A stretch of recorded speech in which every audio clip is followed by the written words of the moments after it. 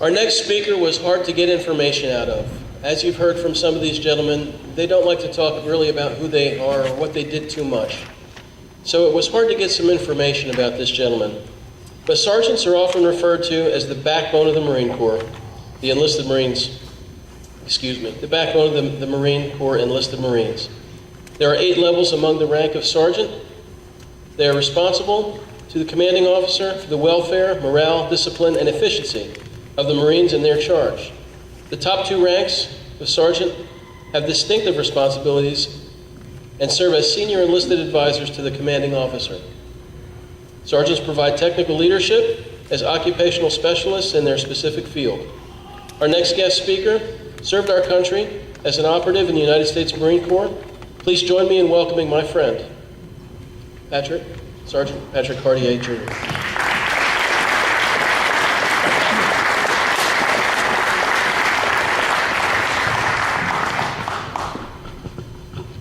Hoorah. Hoorah for the Army guys too, right? But first, before I start every speech, I had a personal veteran in my life that molded me and my character. And I met a similar man recently in Walmart.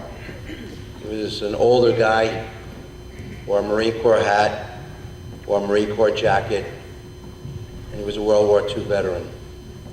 So I asked him a little bit about himself. I stopped him and I talked to him, and I said, where have you been? Oh, I was all over the Pacific. He said, really? Wow. How did you guys do it? We made do with what we had.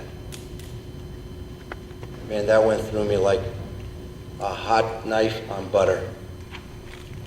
It reminded me of who we are as a nation. So before I go on with my speech, if I have any World War II veterans in the audience, I would like you to stand to be duly recognized. Do I have any World War II veterans?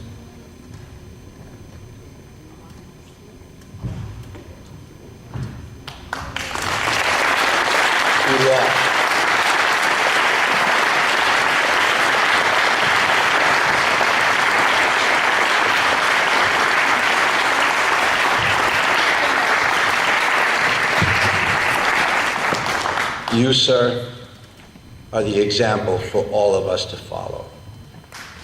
Okay? Now on with my speech.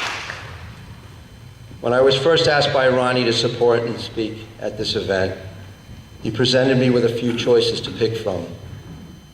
However, the one that stuck out the most for me was the veterans in the community.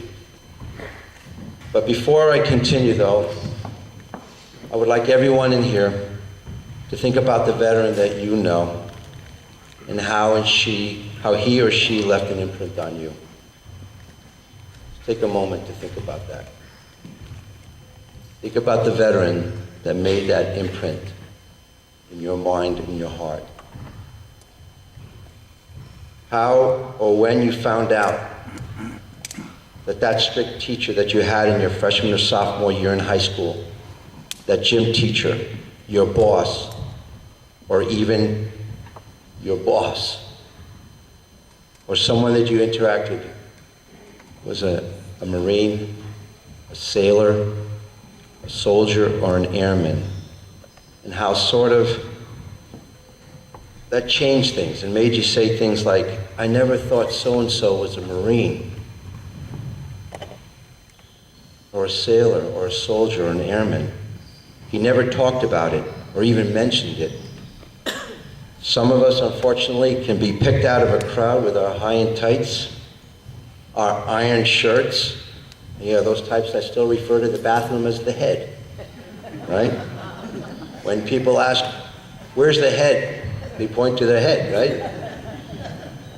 You see, the topic of veterans in the community can best be told by one story at a time. Every one of your stories, one at a time. It reflects on all of us. Now let's take a walk back to the veteran himself or herself. He or she comes home everything seems the same. No one really changed. But he or she has, in so many different ways, in ways that we've heard. And the captain, some move away from the towns they grew up in. Some stay and try to work it out and find a place to fit in. It isn't easy, but our veterans do it every day. Like the veteran in every one of your stories, they found that place to be a part of. I remember when I was medically discharged and returned home. I was just married to a very young and beautiful Okinawan lady in the island of Okinawa. The following morning after the night of celebrating my so-called return home, I woke up and walked down a flight of stairs, still in my camis, and sat on a couch. That's all I knew for so many years. I know many of you vets can relate to that. I bet you there are a lot of veterans here that still wake up in their camis. So I sat there on my couch wondering, what the hell am I going to do now? I was supposed to be a Marine forever. Then walked in the greatest World War II veteran that I ever knew, my father. He said something that stayed with me up until today. He said, "Patrick, my son, just because you've been discharged doesn't mean that you stop serving your country. Your oath continues in many different ways. It continues even today and into all of your tomorrows." He walked away, and I had no idea what he was talking about. I started realizing what he meant when I started coaching my two older boys' baseball teams. So I carried that in my heart, that story that my father told me. And that's the reason why I picked this topic. Because you see, how our veterans are impacting our community every day is based on what my father taught me so many years ago. It's by one story, one act of bravery, one job, one hug, one talk of talking out a young man who's contemplating suicide, all one at a time. They are the policemen that run into harm's way to save a hostage. They are the firemen that run into burning buildings, like Sergeant Manny Mojica, a fireman and Marine, who ran into building towers on 9/11 to try to save people, including my brother James. They were both lost that day. Manny's story lives on in his children. Our veterans in our community are former Navy surgeons operating in our children's down in Philadelphia. Doctors mending broken bones, our mailmen. And yes, even those IT guys fixing your computers. They are fathers and mothers raising their children to say the Pledge of Allegiance, to never forget where they came from, and that they're Americans first and foremost. They are those strict teachers that teach values at high school and love of country to the students there. They are the Navy sailors that coach football with me over at Notre Dame High School. When asked by our players about our service, we always let them know that it was the greatest thing that we ever had done, and without hesitation we let them know that we'll do it again if ever the call is needed. You see, every single community in this great nation is like this big rope. We call that rope the United States of America. Intertwined in that rope are fibers. The strongest fibers that make up that rope are our veterans. They are the fibers that hold the rope together. The rope may fray at times when people give up hope, but it will never fall apart. The rope it'll never fall apart because, like this great nation, because it will not fall apart because of our veterans. I apologize. So when we thank our veteran for his service, we also thanking him or her for her continued service in their communities and to the people who live in it, because we never stop serving the people in our community. Because we are doctors, firemen, lawyers, pastors, preachers, dentists, Ronnie.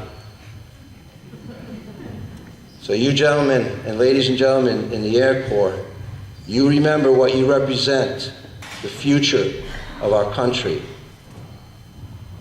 Future paid for by men like that right there.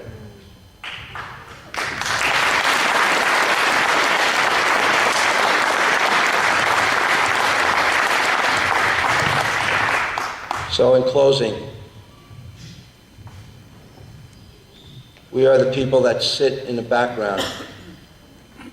We have no rank.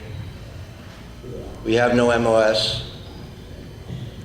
But we're the ones that remind you forever that we live in the greatest nation that God has ever created. Semper Fi.